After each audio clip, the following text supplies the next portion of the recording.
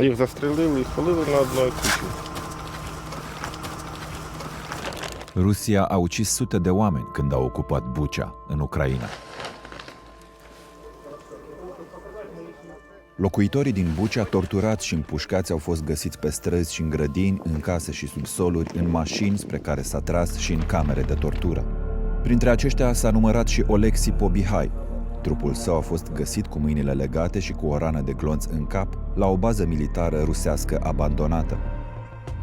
Ми маємо оборонятися. Europa Liberă a reconstituit ultimele zile ale lui Pobihai. Folosind interceptări telefonice, Нам дали приказ убивать каждого. imagini exclusive și mărturii de la fața locului. Молчи, а то ты, сука, сейчас за ним уйдешь. Aceasta este povestea vieții și morții lui Oleksiy Pobihai.